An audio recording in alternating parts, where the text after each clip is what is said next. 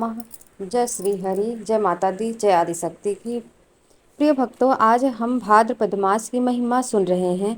यह मास केवल पवित्रता ही नहीं बल्कि ईश्वर की कृपा का प्रत्यक्ष द्वार है। इस मास में की गई भक्ति साधारण नहीं रहती। यह मनुष्य को नरक के गहरे अंधकार से निकालकर मोक्ष का प्रकाश देती है। आप सभी भक्तगण ध्यानपूर्वक श्रवण करें, क्योंकि आज हम सुनने जा रहे हैं 19वां अध्याय की कथा, जो यह सिखाती है कि भगवान का नाम और व्रत कितना शक्तिशाली है।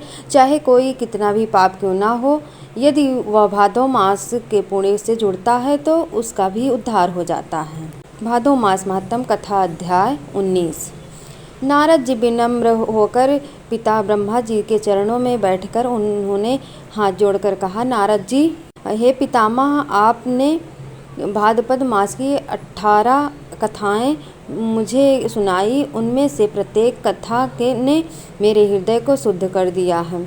अब मैं आपसे विनती करता हूँ कि कृपया आगे की कथा भी सुनाइए, जिससे यह संसार भक्ति में और अधिक स्थिर हो। ब्रह्मा जी, वत्स नारद, तेरा यह प्रश्न धर्म के लिए हितकारी है। आज तुझे एक अद्भुत प्रसंग सुनाता हूँ। यह कथा पापियों तक का उद्धार करने वाली है। सुन, एक बार प्रदेश में एक ऐसा प्रसंग हुआ, दूर देश में ऐसा प्रसंग हुआ जिससे भादो मास की महिमा स्पष्ट होती है। दूर देश में एक धर्मात्मा राजा राज्य करता था। उसका नाम इतिहास में अमर है, क्योंकि वह प्रजा के प्रति दयालु, न्यायप्रिय और धर्म का पालन करता था। उसके राज्य में लोग सुखी थे, किंतु उसकी नगर में एक शिकारी भी रहता था। वह नृशंस स्वभाव का था। उसका जीवन केवल हिंसा में बीतता था। वह दिन रात जंगल में जाता, पशु पक्षियों का वध करता और फिर मांस बेचकर अपनी जीविका चलाता। नशा, मद्यपान और पाप उसके जीवन का अंग थे। लोग उससे डरते थे और उसे पापी शिकारी कहकर पुकारते थे। एक दिन कालचक्र ने पलटा खाया। वह शिकारी गंभीर रोग से पीड़ित हो गया। उसका शरीर कांपने लगा, आंखें धंस गई और सांसें टूटने लगी। वह मृत्यु के भय से व्याकुल होकर छटपटाने लगा। तभी यहाँ यमदूत प्रकट हुए। उनके हाथों में बंधन की रस्सियाँ थीं, चेहरे पर कठोरता और आंखों में क्रोध था। वे बोले, पापी, चल, अब तुझे नरक में ले चले। तुझे अपने जीवन में असंख्य जीवों की हत्या की, चोरी की, व्यभिचार किया और किसी की मदद नहीं की। अब तुझे कठोर दंड मिलेगा। शिकारी भयभीत होकर कांप उठा। उसने रोते हुए कहा, क्या मुझे कोई मुक्ति नहीं मिलेगी? क्या मेरे लिए कोई आशा नहीं है? तभी आकाश से दिव्य प्रकाश प्रकट हुआ।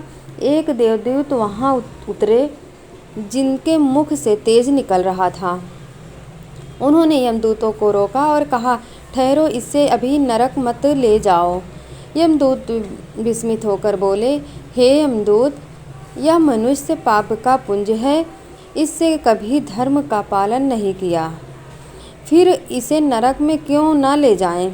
देवदूत ने शांत स्वर में उत्तर दिया, हाँ, यह सत्य है कि यह अत्यधिक पापी है, परंतु अनजाने में ही इसने एक पुण्य किया है, जो इसके सारे पापों को संतुलित कर देता है, और वह पुण्य है भाद्रपद का उपवास। यमदूत आश्चर्य से बोले, कैसे संभव है? यह तो कभी व्रत करता ही नहीं था। देवदूत मुस्कुराए और बोले, एक बार एक शिकारी वन में शिकार करने गया। संयोगवश उस दिन भाद्रपद मास की शुक्ल पक्ष की एकादशी थी। पूरे दिन यह भटकता रहा, भूखा प्यासा रहा और रात तक इसे भोजन नहीं मिला।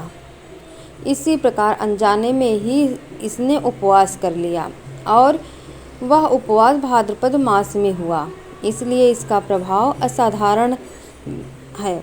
यमदूत मौन हो गए। देवदूत आगे बोले, भाद्रपद मास की महिमा ऐसी है कि यदि कोई मनुष्य अनजाने में भी उपवास कर ले तो वह पाप से मुक्त हो जाता है। भगवान श्री हरि की कृपा उस पर बरसती है।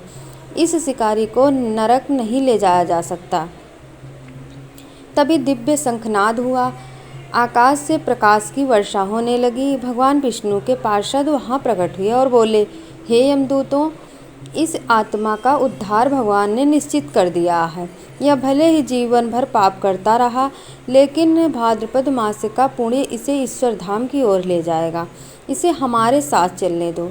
यमदूत बोले। देवदूत और शिकारी सभी आश्चर्यचकित रह गए। शिकारी की आंखों में आंसू बह निकले। वह बोला, हे प्रभु, मैं जीवन में केवल पाप ही किए हैं। मैंने कभी सोचा भी नहीं था कि मुझे क्षमा मिलेगी। आपने मुझे भाद्रपद मास के प्रभाव से उद्धार किया है, यह आपकी अनुकंपा है। ब्रह्मा जी ने नारद जी से कहा, देखो पुत्र, यही है भाद्रपद मास की महिमा। मनुष्य यदि इस मास में स्नान, दान, व्रत, जप और हरि नाम करता है तो वह अवश्य ही पाप से मुक्त हो जाता है। यहाँ तक कि यदि कोई अज्ञानी या पापी भी अनजाने में उपवास कर ले तो भी वह नरक के गहर से बच जाता है। इसलिए हे नारद, जो भक्त इस कथा को श्रद्धा से सुनता है उसका भी पाप नष्ट हो जाता है और वह वैकुंठ धाम को प्राप्त होता है।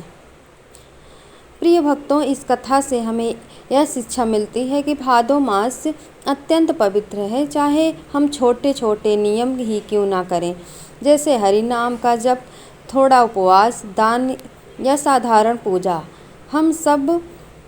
यह सब हमें ईश्वर की कृपा से जोड़ता है। तो आइए इस भाद्रपद मास में हम संकल्प लें कि भगवान विष्णु की भक्ति करेंगे, व्रत रखेंगे और सदाचार का पालन करेंगे। जय श्री हरि, जय श्री कृष्णा।